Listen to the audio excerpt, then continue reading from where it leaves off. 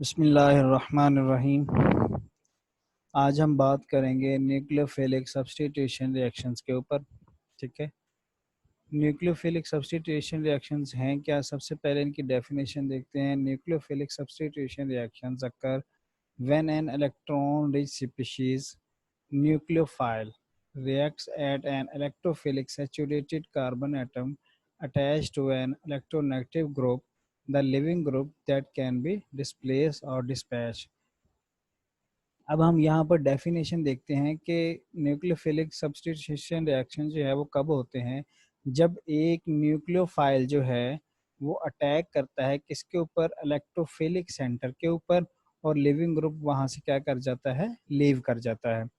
अब यहाँ पर तीन टर्मिनोलॉजीज यूज की गई हैं, न्यूक्लियोफाइल है, इलेक्ट्रोफाइल है और लिविंग ग्रुप है। ठीक है, तो अगर हम न्यूक्लियोफिलिक सब्स्टिट्यूशन रिएक्शंस को समझना चाहते हैं तो हमें क्या करना पड़ेगा? इन तीन टर्मिनोलॉजीज को क्या करना पड़ेगा? समझना पड़ेगा। तब जो है वो हम न्यूक्लियोफिलिक सब्स्टिट्यूशन रिएक्शंस की प्रॉपर डेफिनेशन को समझ पाएंगे। तो चलिए बात करते हैं न्यूक्लियोफाइल की। न्यूक्लियोफाइल जो है ना बेटा, एक ग्रीक वर्ड है, ठीक है, जिसका मतलब होता है न्यूक्लियस लविंग। न्यूक्लियस लविंग से क्या मुराद है? पॉजिटिव चार्ज लविंग, क्योंकि न्यूक्लियस में भी क्या होते हैं? प्रोटॉन होते हैं, पॉजिटिव चार्ज होता है। ठीक है, इसी वजह से हम क्या कहते हैं कि ये पॉजिटिव चार्ज लविंग होता है। अब कौन जो है वो पॉजिटिव चार्ज लविंग हो सकता है? अंडरस्टूड बात है कि वो एलिमेंट या एटम जिसके ऊपर नेगेटिव चार्ज होगा, ठीक है, या उसके ऊपर इलेक्ट्रॉन की एक्सेस होगी, तो वो क्या करेगा? पॉजिटिव चार्ज को लव करेगा और अपनी तरफ अट्रैक्ट करेगा। A nucleophile is a reactant that provides a pair of electrons to form a new covalent bond। तो जो न्यूक्लियोफाइल होता है वो क्या करता है? इलेक्ट्रॉन पेयर जो है वो डोनेट करता है, डोनेट करने के बाद उसके साथ क्या करता है? बॉन्ड बना लेता है। अब यहाँ पर हम जो है वो पिछली क्लासेस में पढ़ चुके हैं कि ऐसा बॉन्ड जिसमें एक डोनर हो और एक रिसीवर हो, ठीक है, उसे हम कोऑर्डिनेट कोवेलेंट बॉन्ड कहते हैं। लेकिन जब बॉन्ड बन चुका होता है तो फिर उनमें डिफरेंस करना जो है वो क्या हो जाता है? डिफ़िकल्ट हो जाता है कि हम उनमें डिफरेंशिएट कर सकें कि आया ये कोवेलेंट बॉन्ड है या कोई कोऑर्डिनेट कोवेलेंट बॉन्ड है। सेकंड पॉइंट है, this is the exact definition of a Lewis base. अब लेविस एसिड और लेविस बेस का कॉन्सेप्ट अगर हम देखें तो लेविस बेस वो सब्सटेंस होता है जो कि इलेक्ट्रॉन पेयर देने की सलाहियत रखता हो, ठीक है, और लेविस एसिड फिर क्या होगा? जो इलेक्ट्रॉन पेयर एक्सेप्ट करने की सलाहियत रखता हो। In other words nucleophiles are Lewis bases, क्योंकि ये हम पढ़ चुके हैं कि ये क्या करता है? अपना इलेक्ट्रॉन पेयर यूज करता है बॉन्ड बनाने के लिए, यानी कि ये अपना इलेक्ट्रॉन पेयर क्या करता है? डोनेट कर देता है। तो जो इलेक्ट्रॉन पेयर डोनेट करता है उसे हम क्या कहते हैं? लेविस बेसिस कहते हैं। तो फिर तमाम न्यूक्लियोफाइल जो होते हैं वो क्या होते हैं? लेविस बेसिस होते हैं। अब यहाँ पर एक और पॉइंट क्लियर हो जाए कि बेस और न्यूक्लियोफाइल में क्या फ़र्क है। देखो बेटा, न्यूक्लियोफाइल जो है ये एक ब्रॉड टर्म है। न्यूक्लियोफाइल है न्यूक्लियस लविंग, ये हर उस एटम को या उसको अट्रैक्ट करेगा या उसके ऊपर अटैक करेगा जिसके ऊपर क्या होगा? पॉजिटिव चार्ज होगा, ठीक है, या वो इलेक्ट्रॉन डेफिशिएंट होगा तो ये उसके ऊपर क्या कर देगा? अटैक कर देगा। लेकिन जो बेस होता है वो सिर्फ और सिर्फ किसके ऊपर अटैक करता है? प्रोटॉन के ऊपर अटैक करता है, ठीक है।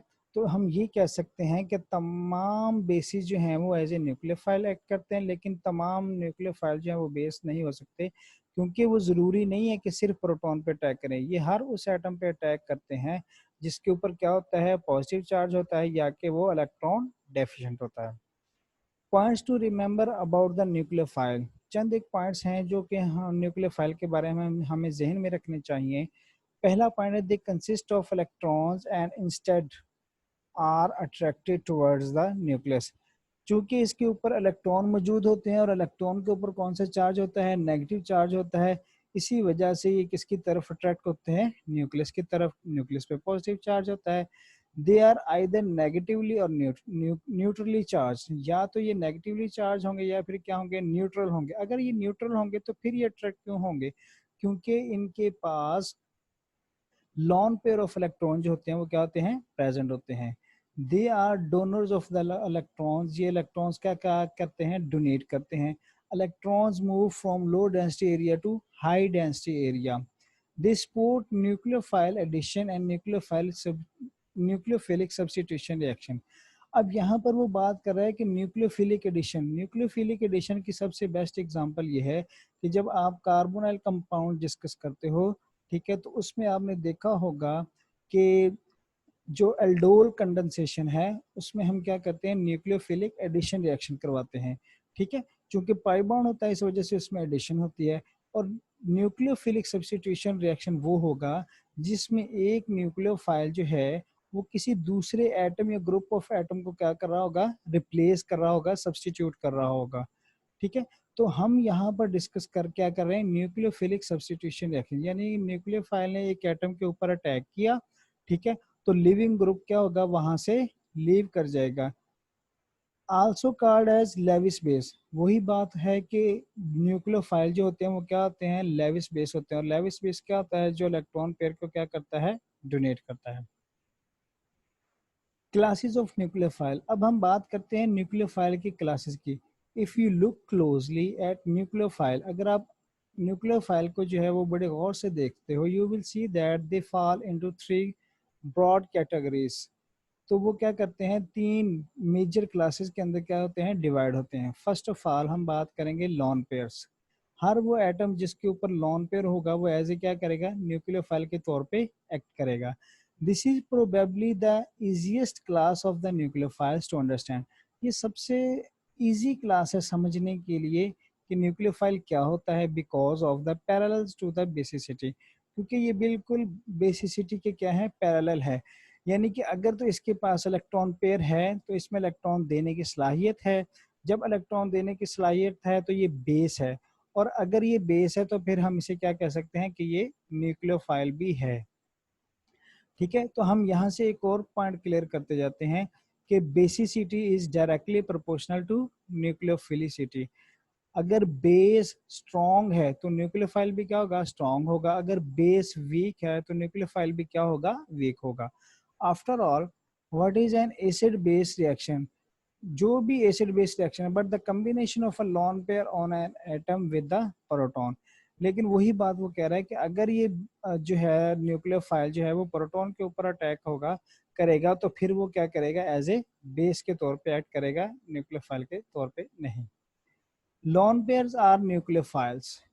Each of three pairs donate electron pair to the electrophile. अब जैसा न्यूक्लियोफाइल एक टर्मिनोलॉजी है, न्यूक्लियस लविंग है, तो ये जो टर्मिनोलॉजी है ये है इलेक्ट्रॉन लविंग, ठीक है। तो जो इलेक्ट्रॉन लविंग कौन हो सकता है, जिसके ऊपर अंडरस्टूड बात है पॉजिटिव चार्ज होगा, या वो फिर क्या होगा, इलेक्ट्रॉन डेफिशिएंट होगा।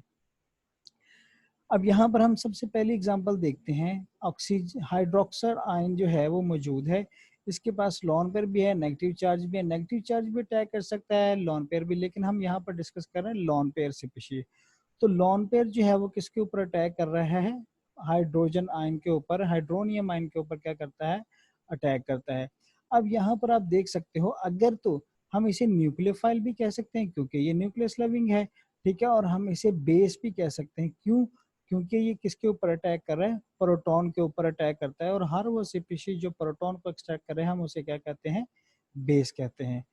फिर उसके बाद है अमाइनो ग्रुप, ठीक है, ये अमाइनो ग्रुप है। अमाइनो ग्रुप में नाइट्रोजन जो होती है इसके पास एक लॉन पेयर होता है। ये लॉन पेयर जो है ये अट्रैक्ट होगा किसकी तरफ, कार्बन किस तरफ। अब ये कार्बन जो है ये इलेक्ट्रॉन डेफिशिएंट है, हमें कैसे पता चलेगा ये इलेक्ट्रॉन डेफिशिएंट है।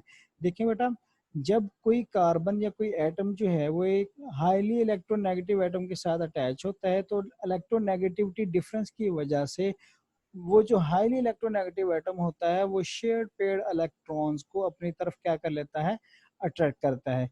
जब अट्रैक्ट करता है तो इस पे वो कौन सा चार्ज क्रिएट करता है, पार्शियल पॉजिटिव चार्ज। तो पार्शियल पॉजिटिव चार्ज का आना इस बात का साइन है कि ये क्या है, इलेक्ट्रॉन डेफिशिएंट है। तो इसी वजह से लॉन पेयर क्या करता है, इसके ऊपर अटैक कर देता है। थर्ड एग्जाम्पल में हमें उसने दिखाया गया है कि ये एक एथानॉल कंपाउंड है, इसमें उसको हम डिस्कस नहीं करेंगे। हम इस हाइड्रोक्साइड आयन को जो है, हाइड्रोक्साइड आयन को क्या है वो डिस्कस करते हैं। अब इसमें ऑक्सीजन के पास क्या होते हैं, लॉन पेयर हैं। तो लॉन पेयर अटैक करेगा किसके ऊपर, न्यूक्लियस के ऊपर। या फिर इलेक्ट्रॉन डेफिशिएंट। अब यहाँ पर देखें ये जो कार्बन है इसके ऊपर कौन सा चार्ज है, पॉजिटिव चार्ज है, तो फिर ये क्या होगा, पॉजिटिव चार्ज किसको अट्रैक्ट करेगा, इलेक्ट्रॉन को, तो यही फिर क्या होगा, इलेक्ट्रोफाइल यानी कि इलेक्ट्रॉन लविंग। और ये जो इलेक्ट्रॉन्स हैं, इलेक्ट्रॉन पे कौन सा चार्ज होता है, नेगेटिव चार्ज, तो फिर ये किसको अट्रैक्ट करेगा, ये न्यूक्लियस को अट्रैक्ट करेगा, तो ये फिर क्या हो जाएगा, न्यूक्लियस लविंग या फिर न्यूक्लियोफाइल। थ्री इंपॉर्टेंट ट्रेंड्स, तीन इंपॉर्टेंट ट्रेंड्स बताए गए हैं। पहला ट्रेंड जो है वो nucleophilicity increases as the charge on the atom become more negative. वो कहता है कि जैसे जैसे नेगेटिव चार्ज बढ़ता जाता है न्यूक्लियोफिलिसिटी भी क्या होती है, इंक्रीज करती है। इसका मतलब ये जो है negative charge is directly proportional to the nucleophilicity. अब यहाँ पर हम देख सकते हैं ये एक नेगेटिवली चार्ज मॉलिक्यूल है, ये एक न्यूट्रल है और ये पॉजिटिवली चार्ज। तो अंडरस्टूड बात है, सबसे स्ट्रॉन्ग नेगेटिव चार्ज किसके ऊपर है, फर्स्ट वन पे, तो ये क्या होगा, सबसे स्ट्रॉन्ग न्यूक्लियोफाइल होगा। ये एक न्यूट्रल है, ये स्ट्रॉन्ग न्यूक्लियोफाइल होगा as compare to this one, क्योंकि इसके ऊपर पॉजिटिव चार्ज है लेकिन इसके ऊपर कौन सा चार्ज है, कोई चार्ज नहीं है, ये एक न्यूट्रल कंपाउंड है। Second, nucleophilicity increases with the basicity. इसका मतलब क्या है कि basicity is directly proportional to the nucleophilicity. जैसे हम पीछे बात करके हैं कि जितना स्ट्रॉन्ग बेस होगा उतना ही वो स्ट्रॉन्ग क्या होगा, न्यूक्लियोफाइल होगा। तो सबसे ज्यादा ये जो है वो स्ट्रॉन्ग न्यूक्लियोफाइल है, क्यों, क्योंकि ये मिथाइल ग्रुप यानी कि अल्काइल ग्रुप जो है वो पहले से ही क्या होता है, इलेक्ट्रॉन डोनेटिंग ग्रुप होता है। तो जब इसके ऊपर नेगेटिव चार्ज आ जाता है तो ये स्ट्रॉन्ग इलेक्ट्रॉन डोनेटिंग ग्रुप में कन्वर्ट हो जाता है। ठीक है, तो ये एज ए स्ट्रॉन्ग बेस है। तो जब स्ट्रॉन्ग बेस होगा तो फिर हम इसे क्या कहते हैं, स्ट्रॉन्ग न्यूक्लियोफाइल है। उसके बाद है अमाइनो ग्रुप। ठीक है, अमाइनो ग्रुप के ऊपर कौन सा चार्ज है, नेगेटिव चार्ज है, तो ये स्ट्रॉन्ग बेस है एज कम्पेयर टू हाइड्रोक्सिलाइन। असल में ये जो कंसेप्ट है ना, ये हम समझ सकते हैं Lowry Bronsted acid base concept में। उसमें वो कहता है कि एक वीक एसिड जो है वो एक स्ट्रॉन्ग कंजुगेट बेस डोनेट करता है। ठीक है, तो अगर हम इसको प्रोटॉन डोनेट करते हैं, ठीक है, तो ये अमोनिया में कन्वर्ट करता है। अमोनिया जो है वो एक वीक एसिड है। ठीक है, और वीक एसिड जो है फिर वो क्या करता है, स्ट्रॉन्ग न्यूक्लियोफाइल को डोनेट करता है। ये स्ट्रॉन्ग बेस जो है, कंजुगेट बेस जो है वो क्या करता है, क्रिएट करता है।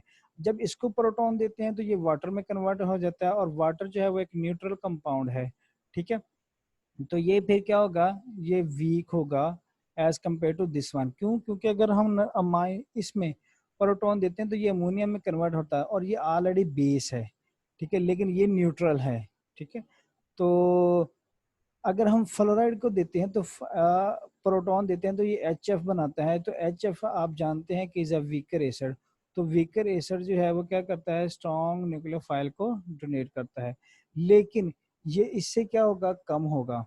ये देखें, ये एक न्यूट्रल है और ये क्या है, एसिड। एसिडिटी इसकी ज्यादा है, तो जब ये एसिडिटी इसकी ज्यादा होगी तो फिर इसका जो कंजुगेट बेस होगा वो क्या होगा, इससे लेस जो है वो स्ट्रॉन्ग होगा as compare to this one. फिर से समझिएगा बात को कि जो वीक एसिड होता है वो स्ट्रॉन्ग न्यूक्लियोफाइल देता है। मसलन ये वाटर है, वाटर एक न्यूट्रल है और ये क्या है, एसिड है। तो इसकी एसिडिटी ज्यादा है, ये इसकी एसिडिटी ज्यादा। अंडरस्टूड बात है, जो एसिड के तौर पे मौजूद है उसकी एसिडिटी क्या होगी, ज्यादा होगी। ठीक है, तो जब एसिडिटी ज्यादा है तो हम यहाँ पर देख रहे थे कि जो वीक एसिड होता है वो क्या होता है, स्ट्रॉन्ग बेस जो है, कंजुगेट बेस जो है वो क्या करता है, डोनेट।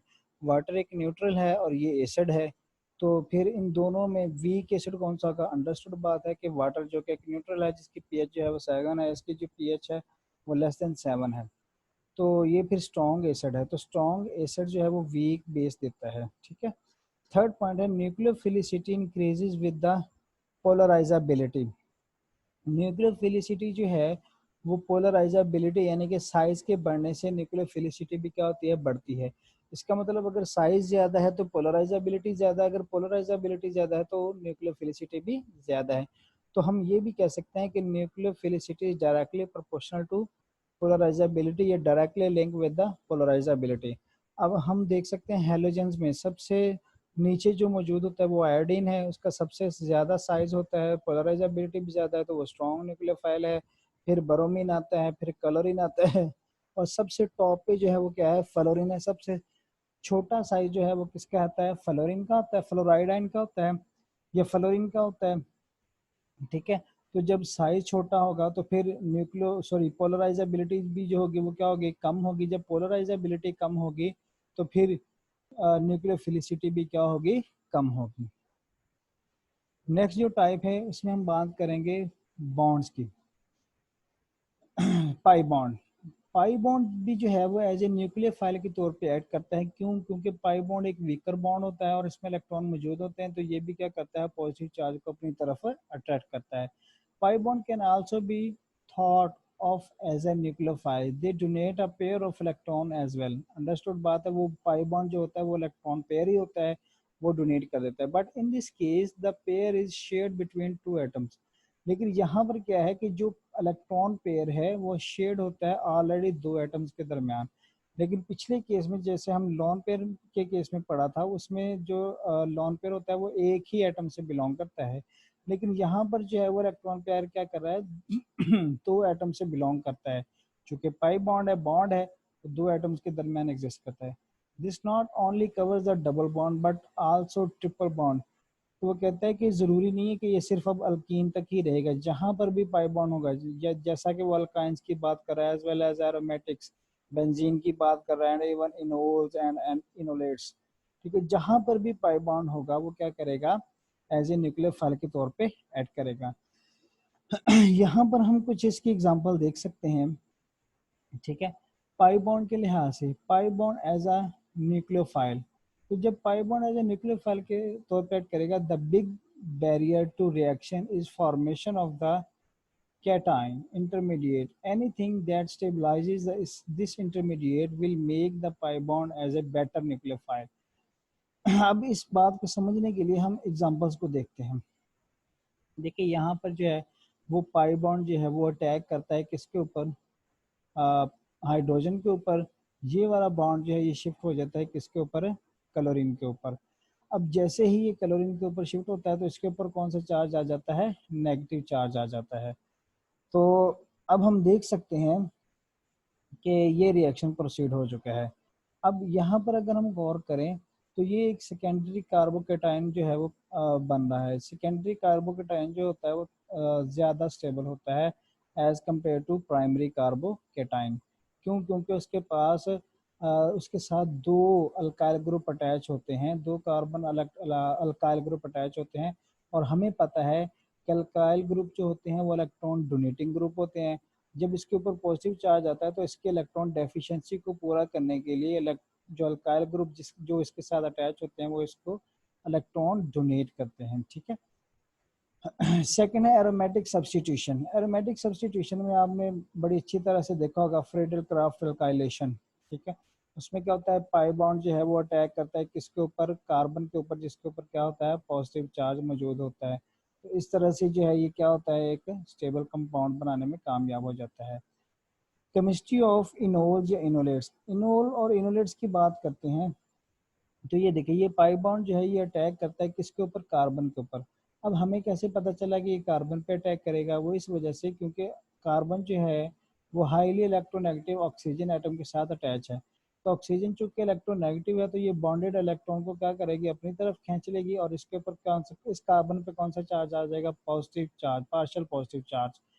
तो न्यूक्लियोफाइल जो है वो क्या करता है, पॉजिटिव चार्ज की तरफ अट्रैक्ट होता है, इस वजह से ये क्या करेगा, इसके ऊपर अटैक करेगा और ये वाला पाई बॉन्ड जो है ये शिफ्ट हो जाएगा किसके ऊपर, ऑक्सीजन के ऊपर।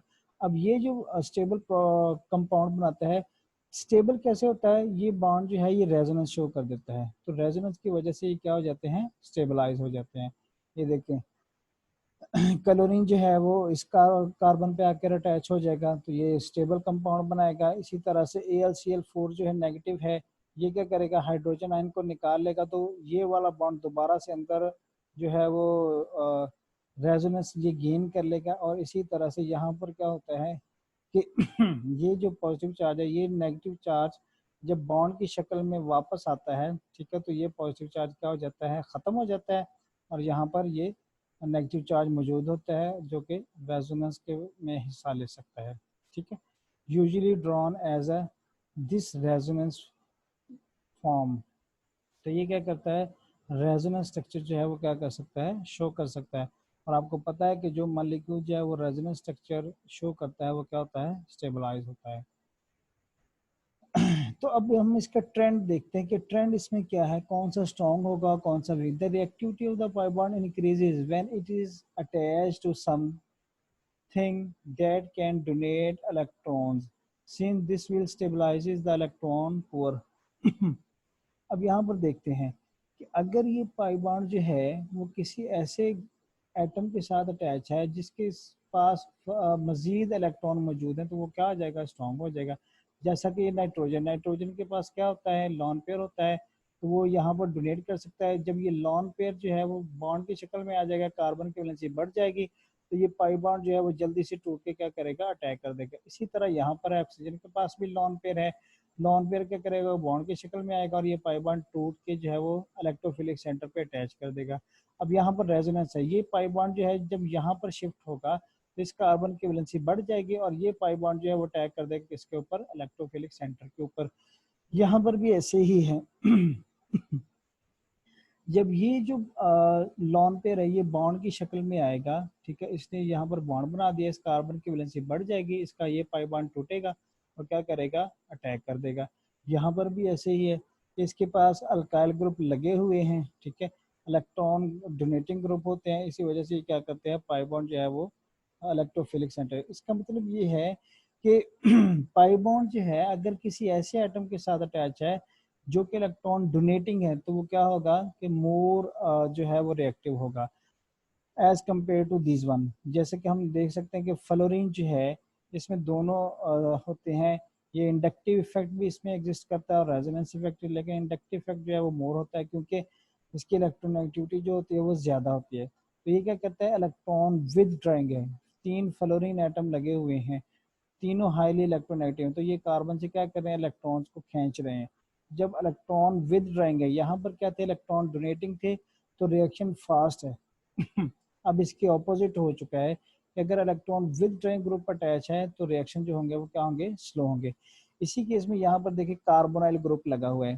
कार्बोनाइल ग्रुप जो होता है ना बेटा, ये इलेक्ट्रॉन विद ड्राइंग होता है।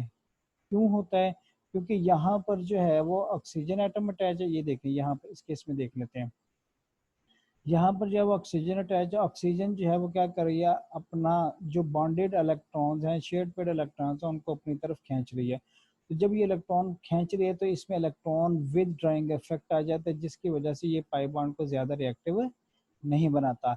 अब नाइट्रो ग्रुप जो है ये हम देख चुके हैं रेजोनेंस स्ट्रक्चर में, ये एरोमेटिक कंपाउंड्स के अंदर ये क्या होता है, इलेक्ट्रॉन विद ड्राइंग ग्रुप होता है। ये क्या कहते हैं, पाई बॉन्ड्स को लेस स्टेबल और लेस रिएक्टिव बनाता है। These pi bonds all have groups that can stabilize carbocation through resonance or induction। वो कहता है कि अगर ये बॉन्ड बना भी लें तो ये क्या करते हैं, रेजोनेंस के जरिए से स्टेबलाइज हो जाते हैं। लेकिन चूंकि यहाँ पर इलेक्ट्रॉन विथड्रॉइंग ग्रुप लगे हुए हैं, तो अगर ये अटैक कर भी देते हैं तो इनकी जो नेक्स्ट प्रोडक्ट होती है वो स्टेबलाइज नहीं होती। और किसी भी रिएक्शन की सक्सेस उसी वक्त देखी जाती है जब से उसकी बनने वाली प्रोडक्ट भी क्या हो, स्टेबल हो। अगर उससे बनने वाली प्रोडक्ट स्टेबल नहीं होंगी तो वो दोबारा रिएक्शन को रिवर्सिबल कर देंगे और वो किस में कन्वर्ट हो जाएंगी, रिएक्टेंट्स में। None of these pi bonds are attached to electron donating group, so they will destabilize the carbocation intermediate.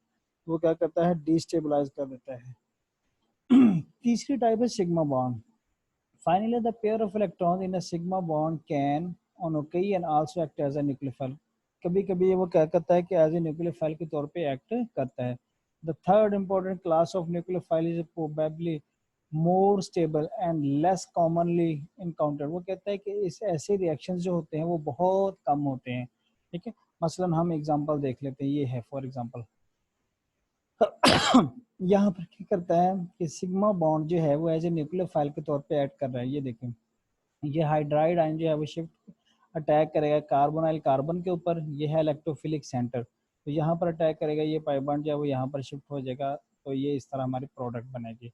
Next case में इस तरह वो वही है कि यहाँ पर हाइड्राइड आयन शिफ्ट होता है 1 कार्बन से 2 पे, तो इसी क्या कहते हैं 1-2 शिफ्ट। तो हाइड्राइड, ये सिग्मा बॉन्ड ये है। अच्छा, अब मैं यहाँ पर बात कर रहा हूँ हाइड्राइड आयन की, ना कि हाइड्रोजन पॉजिटिव आयन की, ठीक है। हाइड्राइड आयन की मैं क्यों बात कर रहा हूँ, क्योंकि जब यहाँ से हाइड्रोजन निकलेगा अटैक करेगा तो वो सिग्मा बॉन्ड अपने साथ लेके जाएगा। इलेक्ट्रॉन पेयर जो है ये सिग्मा वाला, ये अपने साथ लेके जाके उसके ऊपर क्या करेगा, अट्रैक्ट कर रहा है। ये देखिए इस केस में भी, यहाँ पर भी आप देख सकते हैं। ये देखें यहाँ पर जो कार्बन और बोरोन है इनके दरमियान जो बॉन्ड है ये एज ए सिग्मा के तौर पे एक्ट कर रहा है और न्यूक्लियोफाइल के तौर पे एक्ट करता है। तो जब ये यहाँ पर शिफ्ट होगा तो हमारे पास क्या आ जाएगी, नेक्स्ट प्रोडक्ट बन जाएगी। ये वाला बॉन्ड जो यहाँ पे शिफ्ट हो जाएगा और हाइड्रोक्सिल आयन जो है वो इसके ऊपर अटैक कर देता है। बात समझ आ रही है। तो यहाँ पर जो है वो सिग्मा बॉन्ड एज न्यूक्लियोफाइल, याद रखिएगा सिग्मा बॉन्ड तभी न्यूक्लियोफाइल की फॉर्म में एक्ट करेगा जब वो पूरा बॉन्डेड इलेक्ट्रॉन अपने साथ लेके जाएगा, जैसा कि रिडक्शन के केस में हम पढ़ते हैं। ठीक है, यहाँ पर देखें हाइड्रोजन जो है वो पूरा सिग्मा बॉन्ड जो है वो लेकर अटैक कर रहा है। ठीक है, यहाँ पर भी ऐसे है और यहाँ पर भी इस केस में भी ऐसे ही है। की ट्रेंड, की ट्रेंड में हम देखते हैं, note that in order of a sigma bond to act as a nucleophile we have to break that sigma bond. हमें अंडरस्टूड बात है कि सिग्मा बॉन्ड को क्या करना पड़ेगा, तोड़ना पड़ेगा। Most important factor winning the nucleophilicity of the sigma bond is the leaving group. वो डिपेंड करता है कि हमारे पास लिविंग ग्रुप जो है वो कौन सा है। इन टू ऑफ दो cases, two of those cases, the sigma bond is attached to a negatively charged atom that will become neutral once the bond is broken. जैसे ही बॉन्ड ब्रेक करता है तो उसको क्या कर देते हैं, neutral. In the third case we are changing from a very unstable secondary carbocation to a more stable tertiary carbocation। यहाँ पर हम देख सकते हैं, ये देखें ये एक सेकेंडरी कार्बोकेटाइन है। ठीक है, सॉरी ये वाला ये सेकेंडरी कार्बोकेटाइन है। क्यों, क्योंकि वो कार्बन जिसके ऊपर पॉजिटिव चार्ज है वो फर्दर दो कार्बन आइटम से अटैच है, इसलिए इसे क्या कहते हैं, सेकेंडरी कार्बोकेटाइन। जब हाइड्राइड आयन शिफ्ट होता है तो पॉजिटिव चार्ज यहाँ पर शिफ्ट हो जाएगा। अब ये कार्बन जो है ये फर्दर तीन कार्बन से, एक दो और तीन कार्बन से अटैच है, तो ये सेकेंडरी कार्बोकेटाइन से शिफ्ट हो रहा है किसमें, टर्शरी कार्बोकेटाइन में। और आपको पता है कि टर्शरी कार्बोकेटाइन जो होता है वो मोर स्टेबल होता है as compare to secondary one. क्यों, क्योंकि इसके साथ देखें दो कार्बन या दो अल्काइल ग्रुप लगे हुए हैं, दो इलेक्ट्रॉन डोनेटिंग ग्रुप लगे हुए हैं, लेकिन इसके साथ जो है वो तीन इलेक्ट्रॉन डोनेटिंग जो है वो लगे हुए हैं, अटैच है, जो इसके इलेक्ट्रॉन डेफिशिएंसी को क्या कर रहे हैं, कंप्लीट कर रहे हैं। ठीक है, तो इंशाल्लाह नेक्स्ट लेक्चर में हम डिस्कस करेंगे इलेक्ट्रोफाइल क्या है, उसकी टाइप्स क्या हैं और इसका की ट्रेंड क्या है। I hope it is clear और आपको समझ आ गया होगा। इंशाल्लाह नेक्स्ट लेक्चर में हम दोबारा से जो है वो इलेक्ट्रोफाइल को डिस्कस करेंगे।